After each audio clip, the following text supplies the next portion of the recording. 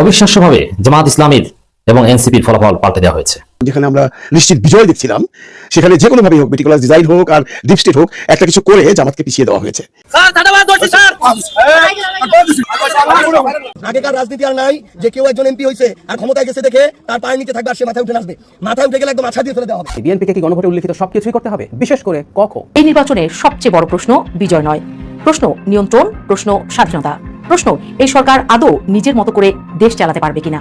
বাংলাদেশের সাম্প্রতিক নির্বাচনে বাংলাদেশ জামাত ইসলামের অপ্রত্যাশিত উত্থান দেশের রাজনৈতিক অঙ্গনে নতুন করে আলোচনার জন্ম দিয়েছে। এবারের নির্বাচনে জামাত এবং এনসিপিরও ভূমিধস বিজয় হয়েছে। তারেক রহমানকে ইলেকশন ইঞ্জিনিয়ার উপাধি দিয়েছেন 11 দলীয় জোটের তরুণ প্রার্থী নাসির উদ্দিন পাটোয়ারি। তবে আশার আলো কিন্তু আছে, যদি একটু গভীরভাবে চিন্তা করেন তাহলে আপনাদের জন্য বিরাট একটা সুসংবাদ আছে।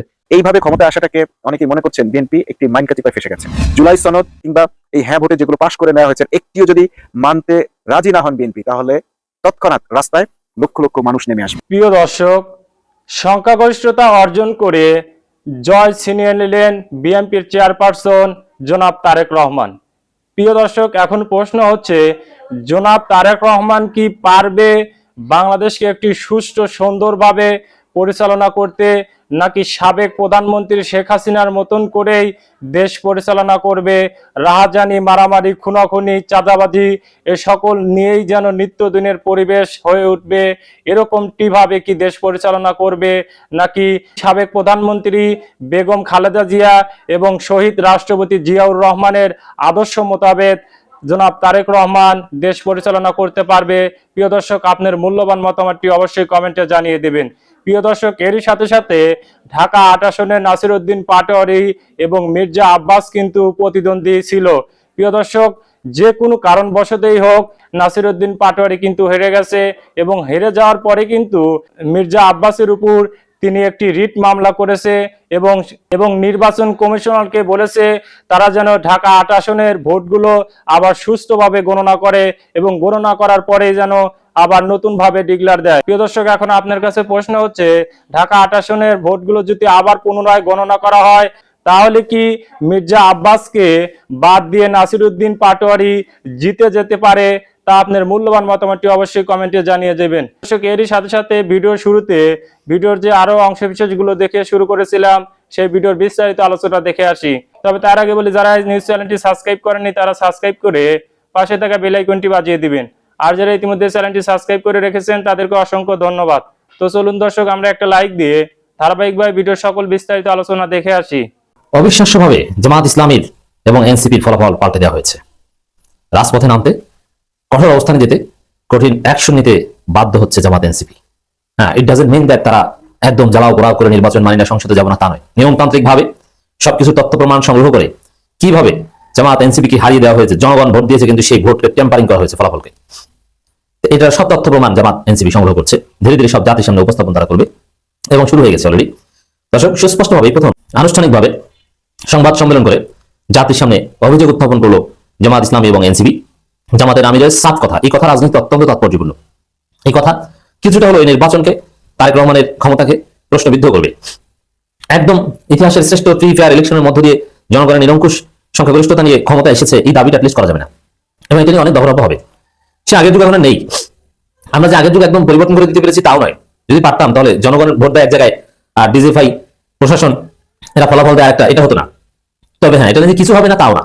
আমির জামাত স্পষ্টভাবে বলেছেন যেসব আসনে ভয়াবহ অনিয়ম হয়েছে সেগুলো তদন্তের আহ্বান জামাতের আমিরের, এবং তিনি স্পষ্ট বলেছেন ফলাফল পাল্টে দেওয়া হয়েছে। নাহিদ ইসলাম বলেছেন ফলাফল পাল্টে দেওয়া হয়েছে এবং এই ফলাফল পাল্টে দেওয়া ভোট টেম্পারিং ইসির কাছে জবাব চেয়েছে, ব্যাখ্যা চেয়েছে জামাত। অনেক জায়গায় পুনর্গণনার আবেদন করেছে, কিন্তু দিন শেষে এগুলো কিছু হবে বলে মনে হচ্ছে না। This is Bangladesh. তবে এগুলো নিয়ে সংসদে উত্তপ্ত হবে। সংসদে নাহিদ ইসলাম, ডাক্তার শফিকুর রহমান এরা এগুলো নিয়ে কথা বলবেন ডেফিনেটলি, কোনো সন্দেহ নেই। তবে আগের সাথে পার্থক্য হচ্ছে, আগে যেমন আওয়ামী লীগ আমলে ফলাফল পুরোটাই কারচুপি ছিল, আর এখন হয়তোবা 3 ভাগের 1 ভাগ আসনে অথবা 10%। আগে হচ্ছে ভোট কারচুপি হতো 99% আর 1% ফেয়ার হতো। এবার কমপক্ষে 10% ভোট এদিক ওদিক করা হয়েছে। নইলে জামাত বিএনপি সংসদে প্রায় সমান সমান থাকতো। আমরা যেটা প্রেডিক্ট করেছিলাম যে কাছাকাছি থাকতো। আর বাস্তবে জামাতকে বেশি ভোট দিয়েছে এটা আমরা দেখছি, কারণ জামাতকে ভোট দিয়েছে শিক্ষিত মানুষ, তরুণরা, যাদেরটা দেখা যায়। আর বিএনপি একদম প্রান্তিক পর্যায়ের অশিক্ষিত সাধারণ মানুষের ভোট বেশি পেয়েছে, ইটস ট্রু। তো ওভারঅল প্রায় সমান সমান, এটা বলতে হবে। জামাতের ভোট আমরা বেশি দেখি, আমি আপনি বেশি দেখি কেন?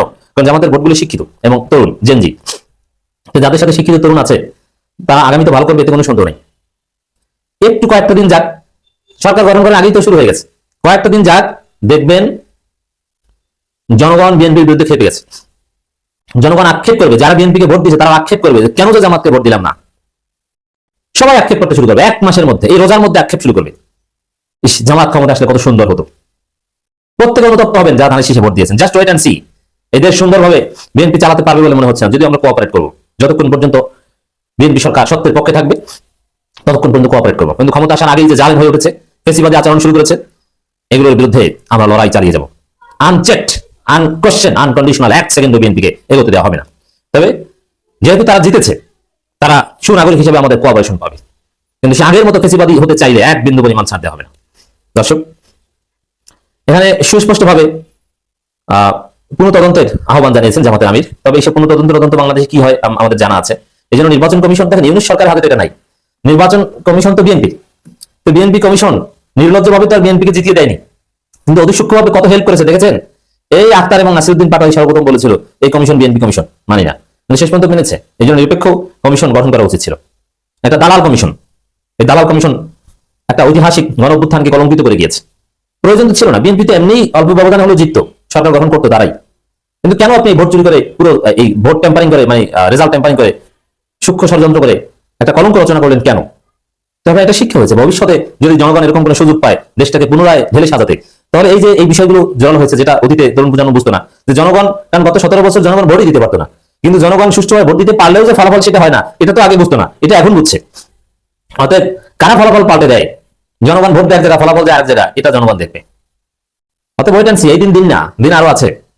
আমি বললাম যে বিএনপি ভালোভাবে দেশ চালাতে পারবে না, আমরা সহযোগিতা করতে প্রস্তুত। যেমন আমি ব্যক্তিগতভাবে সুনাগরিক হিসাবে সরকারের সাথে বসবো, যাবো, কোঅপারেট করবো ট্রুলি। কিন্তু আমার মনে হয় না তাদের লক্ষণ দেখে যে তারা ভালো কিছু পারবে, বেকায়দা করবে। বিশ্ববিদ্যালয়গুলো অলরেডি অস্থির হয়ে পড়েছে, আপনারা দেখেছেন, তাদের মধ্যে দখলদারি মানসিকতা ঢুকে পড়েছে। জাতীয় সংসদ নির্বাচনে যেসব আসনে ভয়াবহ অনিয়ম হয়েছে সেগুলো তদন্ত করার আহ্বান জানিয়েছেন জামাত ইসলামীর আমির ডাক্তার শফিকুর রহমান। কোন জায়গায় জায়গায় ঘোষণা দিয়ে ফেসিবাদী শক্তি পুনর্বাসন করা হচ্ছে, আওয়ামী লীগের অফিস খুলে দেওয়া হয়েছে, অথচ সেই নেতার বিরুদ্ধে এখন পর্যন্ত কোনো ব্যবস্থা নেওয়া হয়েছে বলে আমাদের জানা নেই।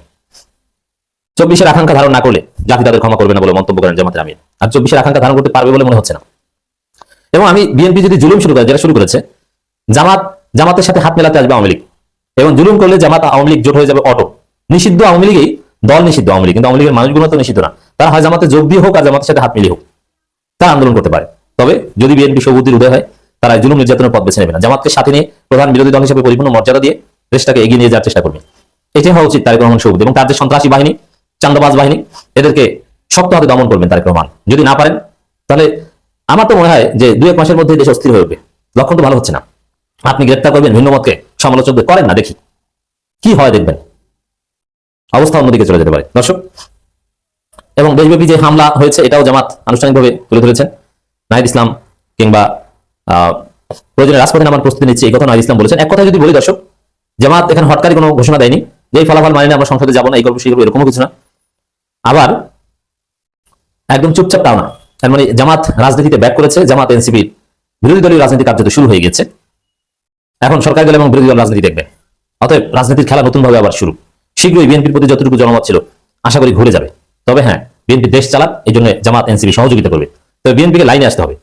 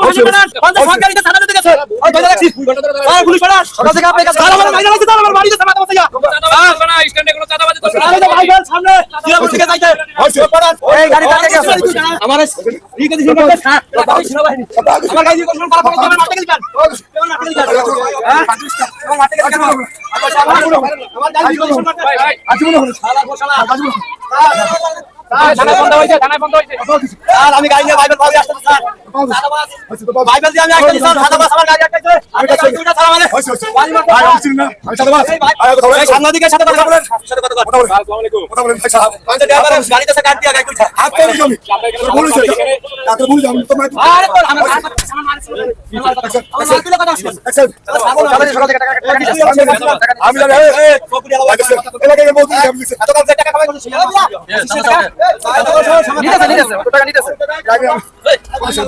জাতি নাই জাতি নাই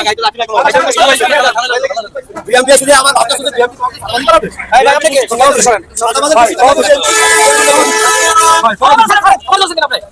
এই নির্বাচনের সবচেয়ে বড় প্রশ্ন বিজয় নয়, প্রশ্ন নিয়ন্ত্রণ, প্রশ্ন স্বাধীনতা, প্রশ্ন এই সরকার আদৌ নিজের মতো করে দেশ চালাতে পারবে কিনা।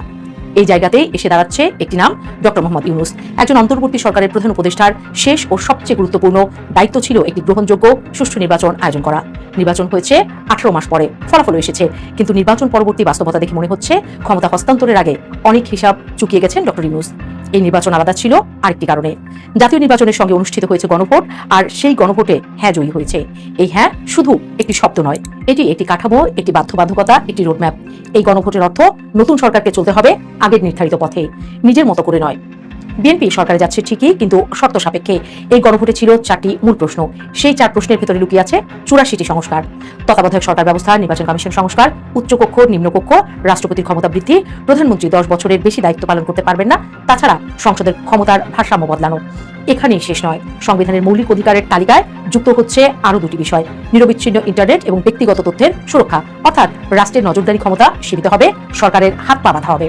সংসদের স্পিকার ও ডেপুটি স্পিকার নিয়েও পরিবর্তন এসেছে। এতদিন সরকার দল থেকে স্পিকার, ডেপুটি স্পিকার আসতেন, এবার তা নয়, ডেপুটি স্পিকার আসবেন বিরোধী দল থেকে। সংসদের ভেতরেই সরকারের উপরে বসবে একটি সাংবিধানিক ব্রেক। বিদেশি চুক্তির ক্ষেত্রে একক ক্ষমতা আর থাকছে না। বড় কোনো আন্তর্জাতিক চুক্তি করতে হলে অনুমোদন নিতে হবে উচ্চকক্ষ ও নিম্নকক্ষ 2 জায়গা থেকেই। অর্থাৎ নির্বাহী সিদ্ধান্ত এখন সংসদীয় জালেবন্দি। ন্যায়পাল নিয়োগেও একক সিদ্ধান্তের সুযোগ নেই। স্পিকার, বিরোধী দলীয় নেতা, বৃহত্তর বিরোধী দলের প্রতিনিধি, রাষ্ট্রপতির প্রতিনিধি এবং আপিল বিভাগের বিচারপতির সমন্বয়ে গঠিত কমিটি সিদ্ধান্ত নেবে। ক্ষমতা ভাগ হবে, সিদ্ধান্ত ধীর হবে। এই সবই গণভোটের ফল। আর এই গণভোটে হ্যাঁয়ের পক্ষে শেষ পর্যন্ত প্রকাশ্য অবস্থান নেয়নি বিএনপির ভারপ্রাপ্ত চেয়ারম্যান তারেক রহমান। শেষ মুহূর্তে রাজনৈতিক চাপে হ্যাঁ ভোটের পক্ষে কথা বলতে বাধ্য হয়। ফলে আজ বিএনপি সরকারে যাচ্ছে, কিন্তু ডানা ছাটা অবস্থায়। আর এর সঙ্গে যুক্ত হয়েছে আরেকটি বড় বোঝা। ক্ষমতা ছাড়ার আগে ডক্টর ইউনূস সরকার করে গেছে একাধিক বাণিজ্য ও অস্ত্র চুক্তি। 4টি দেশ থেকে অস্ত্র কেনার সিদ্ধান্ত, বিশাল বাজেট, বিপুল ঋণের দায়। এই দায় এখন নির্বাচিত সরকারের কাঁধে। যুক্তরাষ্ট্রের সঙ্গে বাণিজ্য চুক্তিতেও রয়েছে কঠোর শর্ত। নির্দিষ্ট কিছু কৌশলগত পণ্যের ক্ষেত্রে ওয়াশিংটনের অনুমতি ছাড়া আর কোনো দেশের সঙ্গে চুক্তি করা যাবে না।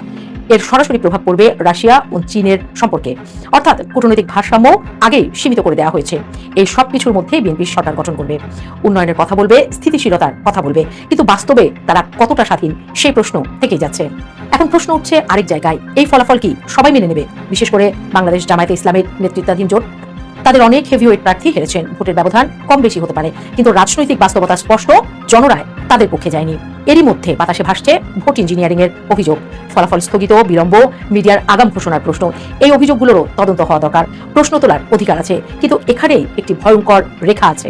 যদি এই অভিযোগ রাজপথে রূপ নেয়, যদি ফলাফল পুরোপুরি প্রত্যাখ্যান করা হয়, যদি নির্বাচনকে অবৈধ ঘোষণা করে অচল অবস্থার পথে হাঁটা হয়, তাহলে বাংলাদেশ আর রাজনৈতিক বিতর্কে থাকবে না, ঢুকে পড়বে অরাজকতায়। ক্ষমতায় যাচ্ছে বাংলাদেশ জাতীয়তাবাদী দল বিএনপি, কিন্তু এই ক্ষমতা কোনো আরামদায়ক চেয়ার নয়।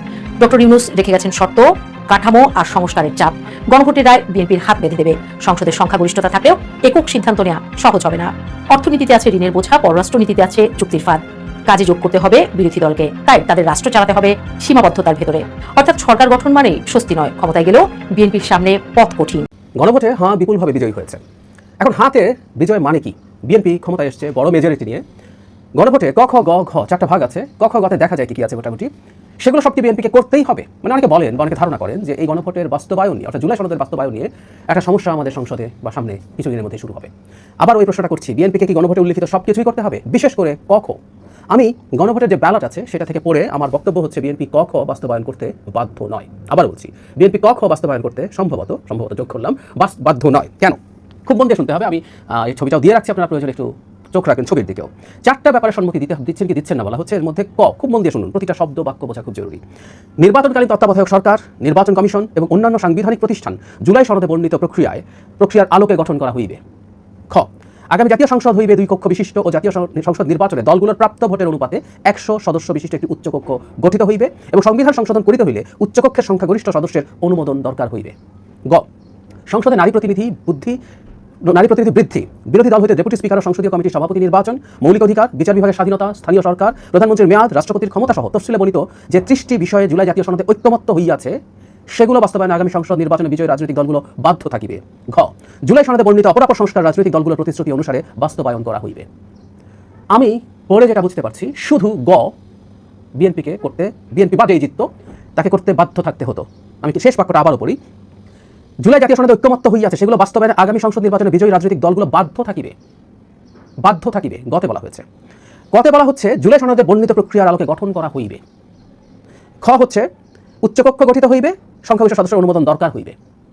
মানে একটা অপশন, এখানে বাধ্য থাকিবে বলা হয়নি, বা কখকে আলাদা করতে হলো কেন? এটা গয়ের সাথে দিয়ে একসাথে বাধ্য থাকিবে বলে দেওয়া যেত, যায়নি। আবার বলছি, গতে বলা হচ্ছে জাতীয় সনদে ঐক্যমত্য হইয়াছে, মানে এখানে সবার যেগুলোতে একমত হয়েছেন, যেগুলোতে করার কোনো নোট অফ ডিসেন্ট নেই, সেগুলোই করতে বাধ্য থাকবে বলে বলছে ব্যালট। আর ক আর খ একটা অপিনিয়ন, আমি যেটা বুঝি হাঁ বিজয়ের মাধ্যমে জনগণ একটা অপিনিয়ন দিয়েছে, ক আর খ পড়লে তাদের কাছে তারা যা মনে করে এটা হওয়া উচিত, এটা হলে ভালো হয়। ঘতে কিন্তু বলা হয়েছে অন্যান্য জিনিসগুলো রাজনৈতিক দলগুলো প্রতিশ্রুতি অনুসারে, তারপরে এর বাইরে গয়ের 30টা, কখতে যা উল্লেখ আছে তার বাইরে যেগুলো আছে সেগুলো সে প্রত্যেক দল তার মতো করে নোট অফ ডিসেন্ট ফলো করে সে করে ফেলবে। আমি স্পষ্টভাবে তাই বুঝতে পারছি। তার মানে এই ব্যালট যেটা দেওয়া হলো এটা সুচিন্তিতভাবেই দেওয়া হয়েছে, আমি মনে করি, যেখানে ক আর খ এর ক্ষেত্রে কোনো বাধ্যবাধকতা নেই, যেটা গতে আছে। আমি আবারও বলছি, আপনারা দেখুন এবং আপনাদের যদি কোনো ভিন্ন মত থাকে আমাকে জানাবেন। সুতরাং আমি মন্তব্যটা লিখবেন প্লিজ। তার মানে আমি যেটা বলতে চাইছি, আগামী সংসদে গণভোট রিলেটেড যে জটিলতার কথা বলা হচ্ছে, বিশেষ করে ক আর খ আসলে সেই জায়গাগুলো যেগুলো বিএনপিও চায়, কিন্তু বিএনপি কিছু জায়গায় নোট অফ ডিসেন্ট আছে। কত যেমন তত্ত্বাবধায়ক সরকার আছে, তত্ত্বাবধায়ক সরকারের ব্যাপারটা কোনো মত নেই, কিন্তু তত্ত্বাবধায়ক সরকার গঠন প্রক্রিয়ার একটা পর্যায়ে তার নোট অফ ডিসেন্ট আছে। উচ্চকক্ষের যে প্রপোর্শনাল রিপ্রেজেন্টেশনের কথা বলা হচ্ছে সেটা বিএনপি প্রপোর্শনাল রিপ্রেজেন্টেশনের মাধ্যমে করতে চায় না, তার নোট অফ ডিসেন্ট আছে। কমিশনগুলোর মধ্যে নির্বাচন কমিশন ঐক্যমত্য আছে, কিন্তু অন্যগুলোর ব্যাপারে তার নোট অফ ডিসেন্ট আছে। এই জিনিসগুলো যদি আমরা একত্র করি, বিএনপি গুলো সবসময় বলেছে, আমি বহুবার আলোচনা করেছি, সমালোচনা হয়েছে বিএনপি, কিন্তু বিএনপি জায়গাগুলোতে স্টিক করেছে এবং বিএনপি বলেছে সেই নোট অফ ডিসেন্টগুলোকে মান্য করতে চায়, এমনকি জুলাই জাতীয় সনদের আলোকেই সে সবকিছু করবে। তো জুলাই জাতীয় সনদের নোট অফ ডিসেন্ট আছে, বিএনপি তার নোট অফ ডিসেন্ট ছাড়া বাকি কাজগুলো সংসদে করবে এবং যে গণভোট হয়েছে, যেটা হ্যাঁ রায় হয়েছে, তার সাথে এটা কোনোভাবেই কনফ্লিক্ট করে বলে আমি মনে করি না। ভাষাগতভাবে আমি এটাই বুঝতে পারছি। আমি আবারও বলছি, এটা যদি সিরিয়াসলি চিন্তা করা হতো যে সবগুলোই বাধ্য থাকবে, তাহলে গ আর খ থাকলে, মানে ক আর খ দুটো থাকলেই হতো, গতে যা আছে তার সাথে ক আর খ এর জিনিসগুলো যোগ করে দিলেই হতো। সেটা করা হয়নি, সেটাকে আলাদা করা হয়েছে। সুতরাং আমি বিশ্বাস করি গণভোট নিয়ে এবং বিএনপির যে স্ট্যান্ড সংস্কার নিয়ে তার সাথে কোনো সাংঘর্ষিক পরিস্থিতি নেই। আমি আবারও বলছি, কোনো সাংঘর্ষিক পরিস্থিতি নেই। আমরা নিশ্চয়ই ব্যাপারটা বুঝতে পারছি। আবার বলি, কারো যদি দ্বিমত থাকে সেটা কাইন্ডলি একটু মন্তব্য লিখুন। আগেকার রাজনীতি আর নাই যে কেউ একজন এমপি হয়েছে আর ক্ষমতায় গেছে দেখে তার পায়ের নিচে থাকবে আর সে মাথায় উঠে আসবে। মাথায় উঠে গেলে একদম আছা দিয়ে ফেলে দেওয়া হবে। বিএনপি যদি ওদের নেতাকর্মীগুলো ঠিক করতে না পারে, তাহলে আমরা ঠিক করার দায়িত্ব নিয়ে নেব। ইনশাআল্লাহ একদম একটাকে ছেড়ে দেওয়া হবে না। 1,68,000 মানুষকে প্রতিপক্ষ বানায় কেউ যদি রাজনীতি করতে চায়, রাজনীতি করতে দেওয়া হবে না। ইনশাআল্লাহ একদম রাজনীতি ছুটা দেওয়া হবে বলে ঠিক আছে। ভালো করে এটাকে নামাজ পড়তে গেছিল নামাজের আগে তোমার কাছে কি ছিল? ওই যে একটা ব্যাগ ছিল, ওটা দেখে তারপর কি হয়েছে? তোমাকে থাপ্পড় মারছে কি? ওখানে কি? ওটা ও কি করে? বিএনপি করে? কয়েকটা মারছে এরকম? হ্যাঁ, কয়েকটা চলতেছে আর কি। আমি ছিলাম আগে, তখন আমার বউ সময় কেউ পাশে নিয়ে গেছিল, আজকে ওখানে কেউ নাই বন্ধ। আমি আজকে রাস্তায় লাগাই পাইছি, তখন আর কি বাড়ি আসলাম। মানে এদের এতটা ইয়া হয়ে গেছে। আমি শুধু একটা জিনিস বলি, মানে বিএনপি যদি এদের এই ধরনের মানে সন্ত্রাসী নেতাকর্মী গুলাকে না ঠিক করতে পারে, বিএনপি অস্তিত্ব এই দেশে থাকবে না। এরকম বলে দিতেছি। মানে একটা 10 বছরের বাচ্চা একটা শাপলাকলির প্রতীক ব্যাস নিয়ে ও হাঁটতেছে, এটার জন্য যদি ওর গায়ে হাত তুলতে পারে, তাহলে এদের ভবিষ্যৎ অন্ধকার। প্রিয় দর্শক, আমি আশা করছি ভিডিওটি সম্পূর্ণ মনোযোগ সহকারে দেখেছেন। সেই সাথে ভিডিও সম্পর্কিত কোনো তথ্য বা মতামত থাকলে কমেন্ট বক্সে জানিয়ে যাবেন। আজকের মতন এখানে শেষ করছি। ফিরে আসছি আগামী দিনে নতুন একটি টপিক নিয়ে। সে পর্যন্ত সবাই ভালো থাকবেন। আল্লাহ হাফেজ।